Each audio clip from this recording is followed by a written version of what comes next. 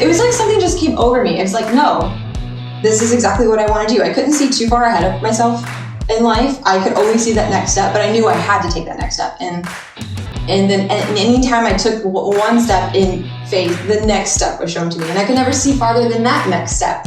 But what's crazy is that I just kept taking those next steps. And 5 years down the road, what Bonomia has been around for 5.5 years now, and it's only grown through just inspiration and relationships built on mutual respect and collaboration and just love.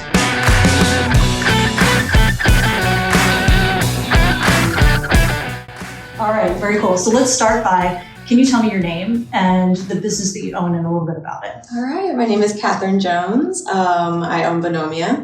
Bonomia is a project I started in 2020 to provide fair trade jobs for artisans in Guatemala. And all of our artists work from home at their own pace. We started it that way during the pandemic. We continue it that way now. I travel to the communities to pay the artisans directly. That way I can ensure that everything's fair trade personally. It's a very close, tight-knit web of artisans that we work with. We keep it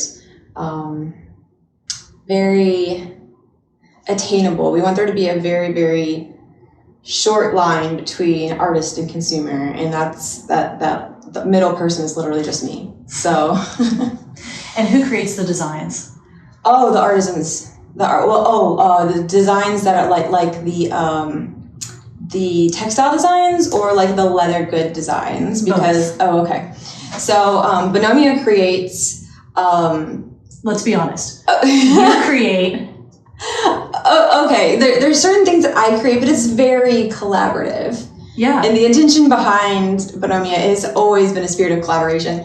And so the textiles that are parts of our handbags and accessories are made from repurposed hand-woven clothing from within the Mayan communities that we work with in Guatemala. It's a source of income for the women there. And then the leather goods are pieces that I design collaboratively with our head leather artisan Andres in Pastores, which is about 20 minutes from where I live down in Guatemala. So we put all those things together. Some items we sell are just textile only, purely made straight from the artisan's hands. Down there, there's a women's weaving cooperative that we like to support down there as well, that are women, mainly single women, artisans who do weaving to support their families. And we love to support them.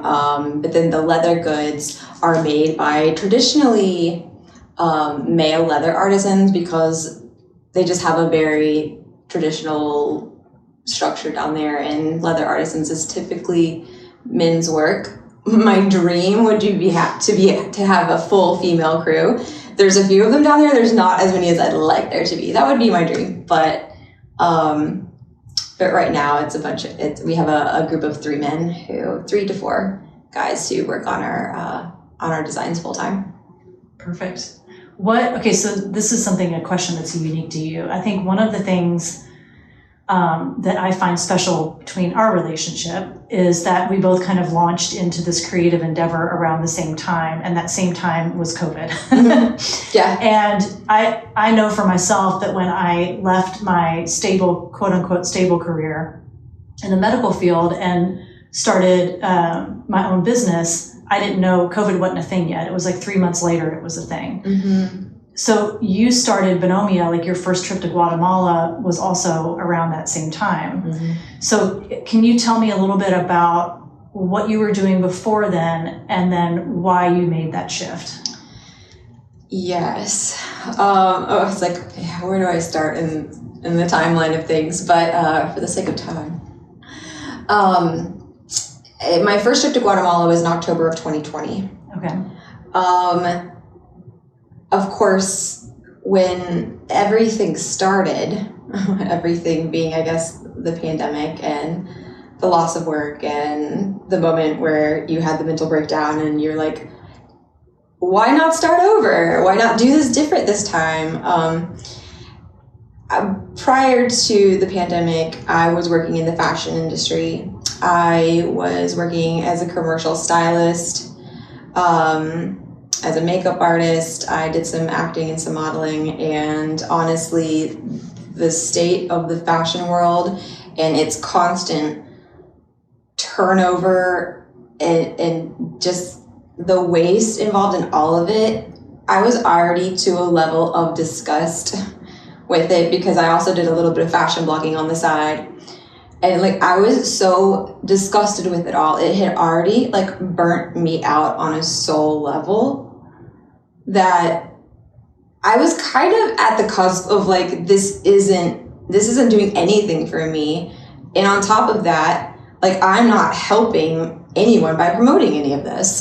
You know, like it's only doing harm to me and everyone who I encourage to follow these paths of just, I don't know, like, you know what I'm trying to say, like just the regurgitation of trends and throwaway fashion. What I keep hearing is you're talking is consumption for the sake of consuming. Right, exactly. Just like, not for sustainability, not consumption because it supports life, but consumption, just like mindless consumption. Yeah, it's just, you're just gorging on nonsense that isn't doing anything for the environment. It's not doing anything for you. You're always chasing the next thing because society's telling you to. You're not happy for 5 minutes. You know, it's exhausting. It's not the way humans, in my opinion, were built to function, keeping ourselves spinning in that way. And so in doing what I did for a living, being a stylist, I already had a love for a properly made leather good, you know, and I always knew that if I ever just did something else, I would love to have a handbag company, but that always seems like something that was way too far beyond me.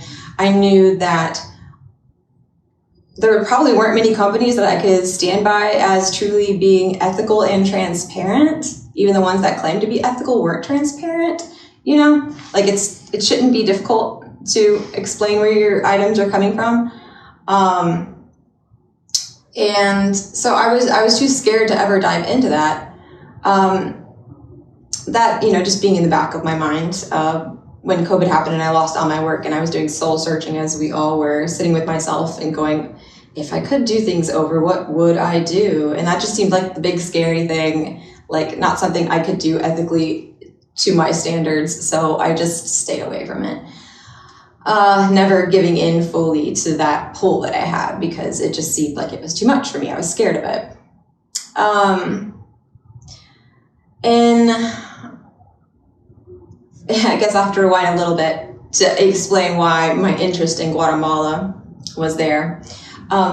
So I went to art school. My main focus in high school and in college was art and design.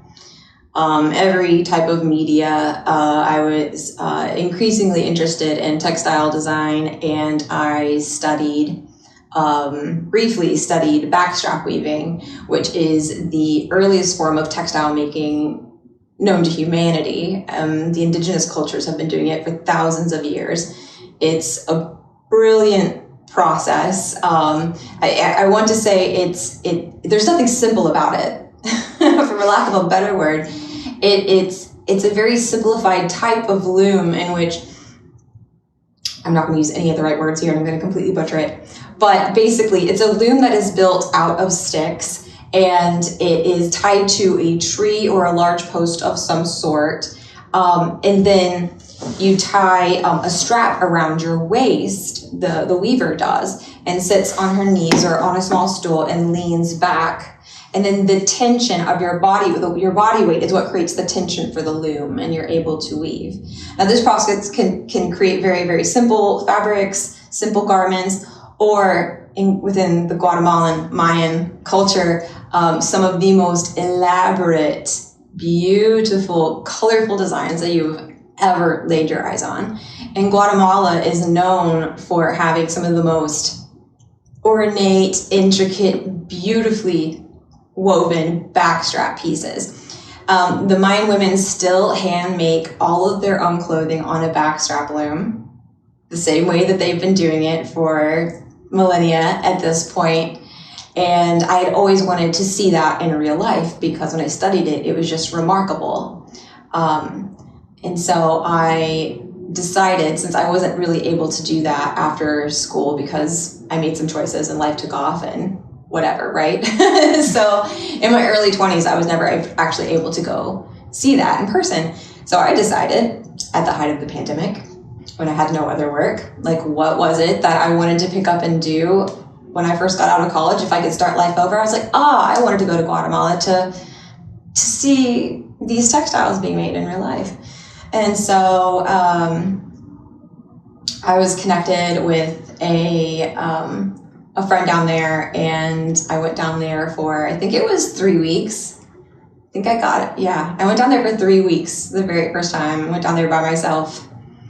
And I'm sure my family thought I was crazy. Looking back, I think I was, but I was so determined. I knew exactly what I wanted to do. I wasn't scared at all, which is very strange because I'm a highly anxious individual. So it was like something just came over me. It's like, no, this is exactly what I want to do. I couldn't see too far ahead of myself in life. I could only see that next step, but I knew I had to take that next step. And then anytime I took one step in faith, the next step was shown to me. And I could never see farther than that next step. But what's crazy is that I just kept taking those next steps. And 5 years down the road, what Bonomi has been around for 5.5 years now, and it's only grown through just inspiration and relationships built on mutual respect and collaboration and just love, which is really cool. I love that. I think that so mirrors. And mine was, I left medicine and then COVID hit. So thank God I wasn't in the hospitals during COVID. Yeah. But I left to start a coaching practice, and then COVID hit, and just like you, like everything that I was doing kind of dried up and people froze. And I was like, okay, what do I want to do? What can I do that to bring joy back in my life? Something. And I went back and I thought, well, what did I used to love? And it was painting. It was very similar. It's crazy how similar the thought process was for both of us. Thanks for sharing that story. I'm not even sure if I fully answered, but it was very long-winded. It's okay. No, we'll leave it to Pete to pull it together. Okay, this is a question I'm excited to ask you, especially considering what you do. Okay, can clothing hold memories, and if so, are we wearing or owning something more than fabric? Absolutely. In my mind, but then again, it can hold memories for various reasons. I think I'm a highly sentimental person, so there's shirts and stuff that don't fit me anymore, but I keep them because they hold a very specific memory for me. Some of those memories I have to let go of, and those are hard to do too, but it's necessary to sometimes, when you're ready to release certain memories, to let those items go as well. I know I'm careful to speak of clothing. I can say what it means to me, but I know the Mayan women that we work with would say absolutely too. They hold the stories of our grandmothers and our great grandmothers and of our ancestors. They, within the clothing that they weave, they're weaving stories of their passions. I mean, the colors that they put together as well, it's all highly personal to the weaver. But they're weaving stories of their families and but I'm careful to talk about that because that's not my story to tell. I'm very careful to not speak on behalf of these women ever, because that's not my place. Especially. And their story has become integral to your story. Like, your stories are interwoven, pardon the pun, Yeah. Your stories are interwoven. It's such a place of privilege to be able to, after so many years, have created bonds and deep relationships with these remarkable people. But I know that their stories, I will not tell their stories for them because it's not my place to do so. But I'm constantly inspired by them because they live lives that, well, I can't even label that. I just know that they're strong, incredibly resilient. And speaking for the women, as women are, across the globe, but the women within the Mayan communities of Guatemala just endlessly inspire me with their strength, their creativity, how their lives can be very hard and very difficult, but yet they celebrate life in color in everything that they create and in everything that they do, from the tops that they weave to their belts and the skirts that they wear and the bags that they create and the things that they carry every day just to chop wood and to go to the markets. It's incredibly elaborate because they celebrate every moment of every day and they wear their pride of their communities on their bodies. And that carries an energy. And it carries so much energy. So much energy. I mean, like every piece, so anyone who's sensitive to these things, like every piece emits its own. And I think that that's what's really, really interesting about watching people come into the store and see who's drawn to different things. Like some people just be drawn to certain textiles and they don't realize that they're all from the same community. You know, like I know that, or I know that I got all that from the same person, you know, and they're very drawn to this specific energy. And it's fun to, if they are drawn to certain things, to tell them where that's from and to show them what community it's from so that they can look it up and learn for themselves. Yeah. Oh, I love that. Okay, next question. What's the relationship, or what do you perceive to be the relationship between external success and internal fulfillment? Ooh, say that again. What is the relationship or the connection, if there is one, between external success, like measured external success, and internal fulfillment? Gosh, that is so deeply personal to every person. For me, it's like I can only speak to like what success feels like to me, because success to me is very rarely shown outwardly. If the families that I work with are comfortable and they're not worried about where their next paycheck is coming from and they're not having to live from a place of scarcity, that feels deeply like success to me. Does that success also translate into internal fulfillment for you? Yes. Absolutely. Like, when am I nervous? I'm nervous, like, when, you know, as the economy is not being great. But, you know, anytime I'm worried for them first. You know, I mean, I'm so privileged. Have your parameters of success, external success or success changed since you started Bonomia? Yes, I think so, because I was working in the commercial world for so long, and it's hard to communicate, but it definitely like numbs you out, and you're absorbing what every other person calls success, and you're like, okay, that's what success is. And no matter how much you reach for it, it never feels like it. It never truly feels like it, because you're always reaching, and you see everyone else just constantly reaching true, like crabs in a bucket, just like success. Like they don't truly know what success is. Truly, they're just seeking so much outward validation with a better house and a better car and all of these typical things, and not to say those things aren't great and that people don't deserve them or you can't have nice things. You can, absolutely. And this isn't a judgment of that.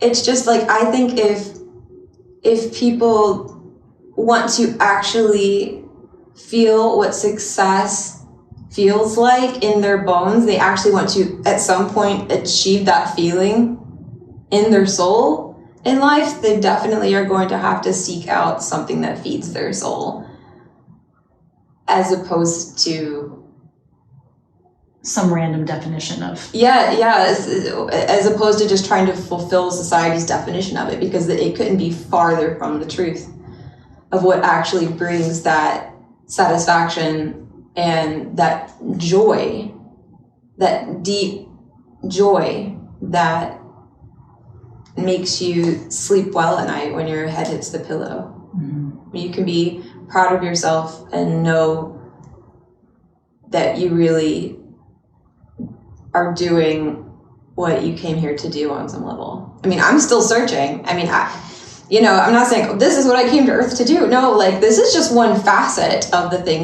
things that I actually feel like I'm on my path now. I was 38, I think, when I started Bonomia. Well past where I thought I would be when I would find my path. I always knew I'd be in the creative world because I always knew that I was just a creative person. I just didn't know what was going to utilize all of my facets because I love too many things in the creative world. And I love that thank you for saying that, you're still on the path.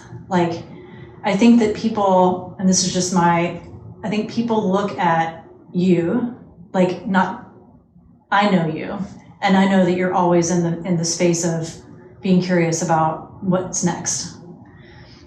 The carefully curated version that people see on the Instagram tiles, you could look at that and be like, she's made it. She's there, it's not gonna, this is it, she's made it. But I think to hear that somebody who is as successful, air quotes, as you appear to be, you still feel like there's more for you to do. And yet you're still fulfilled. Yes. Yeah. I do. I feel very fulfilled. But I also know that, I feel like I'm just scratching the surface. And I feel the path there. I just can't see it. It's completely hidden from me. But I also feel like that's, instead of that giving me anxiety and frustration as it used to, now I find that so exciting. Yeah. Whereas it used to just what am I supposed to do? What am I supposed to do? I used to just spiral and feel this deep unhappiness in that confusion. But now that confusion, that space that used to be defined as confusion to me, I find really exciting and inspiring. The unknown doesn't feel as scary to me as it used to. Yeah, that's practice. It's a muscle. It is. It's a muscle. Instead of just what is this? It's this has the potential. What is it? I have no idea what the potential is, but I'm excited to find out. What's the biggest fear that you've had to overcome on this journey? Oh, gosh. Imposter syndrome, for starters. I still struggle with that every single day, not feeling like I deserve to be doing what I'm doing. I'm not qualified to be doing what I'm doing. Who do I think I am to even attempt this in the first place? Those are things that day one were screaming at me in the back of my head. The voices are still there. They're just a little bit more quiet. Some days louder than others.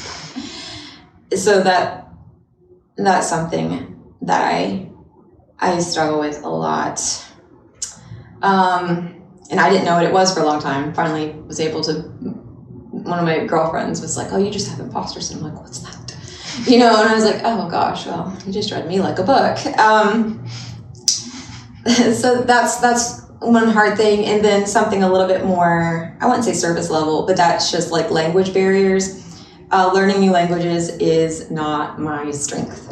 It's not. I was not born with that knack My partner down in Guatemala, Andrew, he is a Guatemalan American and speaks Spanish beautifully, and so he's been a bit of a crutch for me there when it comes to the language barrier. But I will say what's really, really, really cool about art and creativity is that it doesn't have a language. And that's something that connects people across the globe, and something that I just find so cool.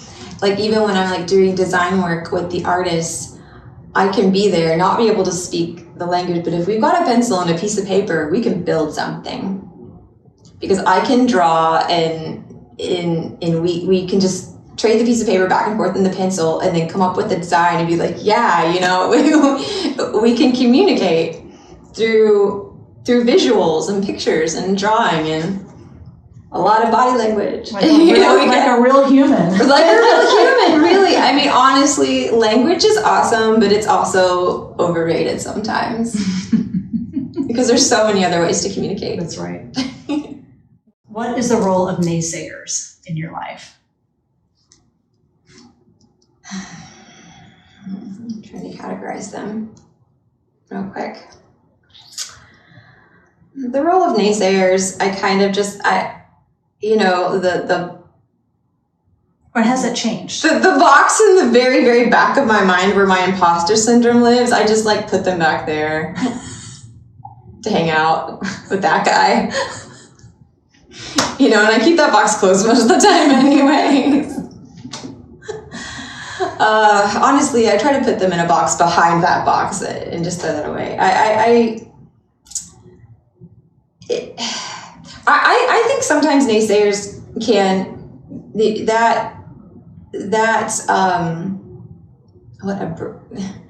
definitely feels like abrasive.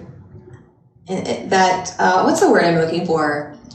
The icky? That icky opposition.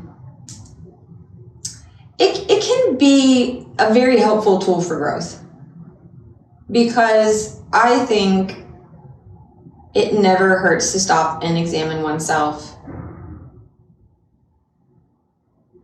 and reconsider a few things. If you know yourself well and you know your why, you know, be like, okay, maybe this is valid. If it's not valid, you know, bye. But I mean, I think sometimes it's nice to always keep a check on oneself, keep yourself level. Yeah. It keeps you sharp too.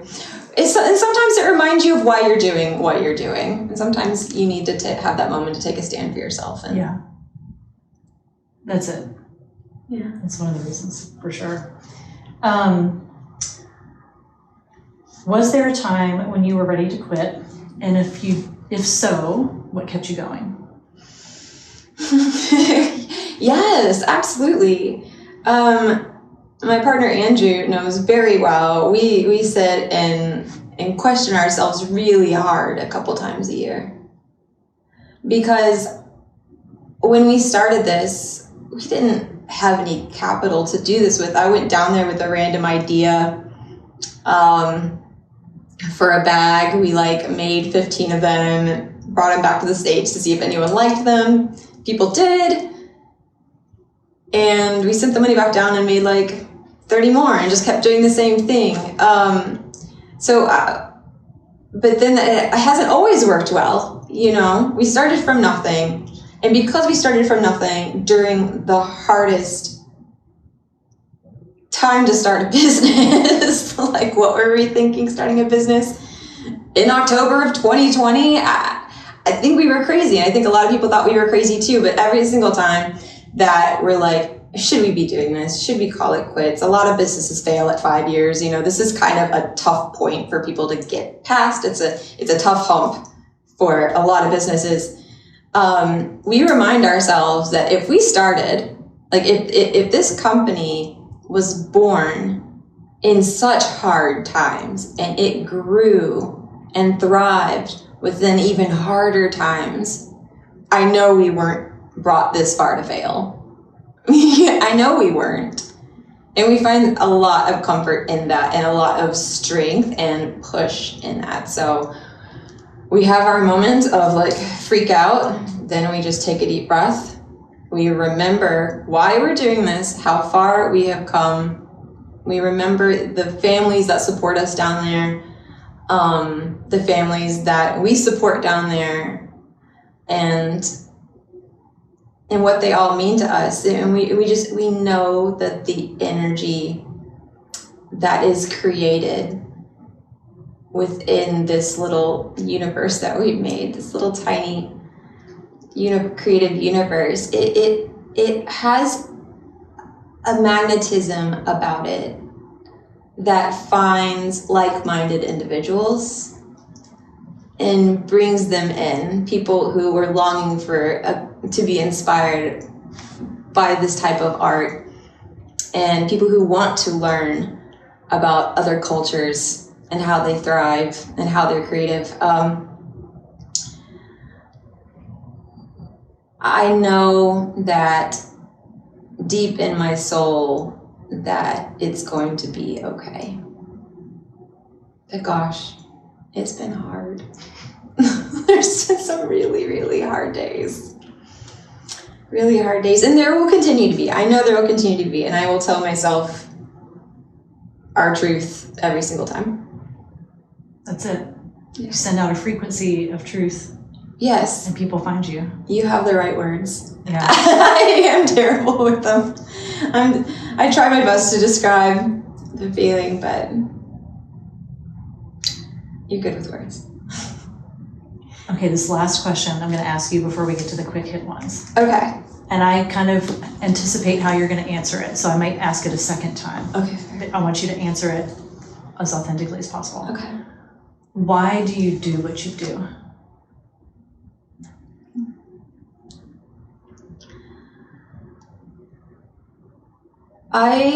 Why do I do what I do? I do so many things. So it is difficult to broadly answer that question. The umbrella is bonomia. But why do I do what I do? I love connecting people. I love bringing joy to people. I love bringing out creativity in people because that comes from a place deeper within us than we realize. And a lot of people don't consider themselves to be creative, and I don't believe that anyone is not creative for a second. Everyone is. It's just whether they can tap into that. And I love seeing the spark that it creates in people to come in here and get creative and mix and match things, and to be inspired by the art that they see on every single piece, because so many of these pieces are all one of a kind, and it's like being in a museum sometimes. And just seeing that light come on inside women, they'll stop and they think they're going to be here for 15 minutes and then 3 hours pass. It just kind of, but that's what that flow state of creativity. I love seeing that in people. And I know that this is like a shop of goods that you can purchase, but it's a really fun place to come and see other people's art and like pair things together, because like our bags have like straps. You pick out your own strap, you pick out your own like accessories and the type of bag you want to put together with it, and you like create its own thing, this own like one of a kind thing that speaks to you specifically. And I love seeing people do that. I do, and I have a ton of textiles here in the back too. I call my museum collection. People who have never even known about Guatemala or about the arts down there or about the indigenous culture down there. Like in Guatemala, 65, I believe it's around 65, don't hold me to this, % of the population is indigenous Mayan in Guatemala, which is wild. I mean, that's incredible, over half the population. And I I love teaching people about that, and I love seeing people become interested in it, and then go home and like look things up, and then message me on social media and be like, oh my gosh, I learned this. But I have a ton of textiles in the back from so many different regions of Guatemala, and I'll bring out all of these original pieces to show people so they can see and understand how textiles were made for thousands of years. And I don't know. I didn't answer that very well, but no, it was honestly not what I thought you were going to say. Like it was awesome. It was awesome. Why do I do what I do? Genuinely just to watch the joy that it brings others. Because that brings you joy. It brings me joy. I'm sorry, I was wrong. This is the last kind of bigger question, and then we'll get to the quick hitters. What is the legacy that you hope to leave? That's a heavy one. I still ask myself that right now. If one of them, I'll say, one of the legacies that I hope I leave is that people can be introduced to the textile arts in Guatemala, and that those art forms would continue to grow and flourish, as opposed to the opposite, which is what's happening right now. As happens in all cultures, a lot of the ancient ways slowly fade as those cultures, for many reasons, don't pass them on to the newer generations. And I think within the Mayan cultures, a lot of the women and grandmothers aren't passing down their weaving skills to their granddaughters for many reasons, but one of which maybe they don't see the relevance that she's going to need it. They don't see the value in it. She can't make a living doing that, so I pass it on. You know, a lot of the girls aren't interested. And what I would love to see happen is to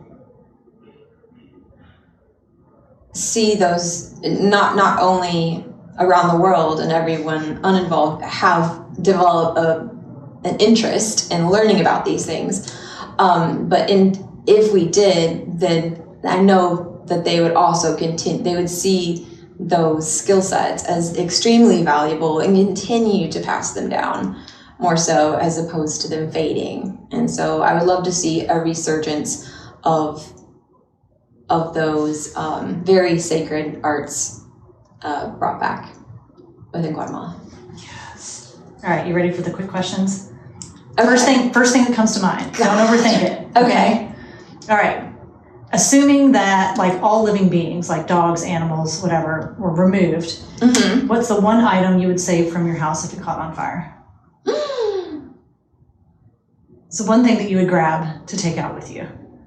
Oh my gosh, the one thing in my whole house? Yeah, one thing. Oh, this is so much pressure. Oh my gosh. I mean, right off the top of my head,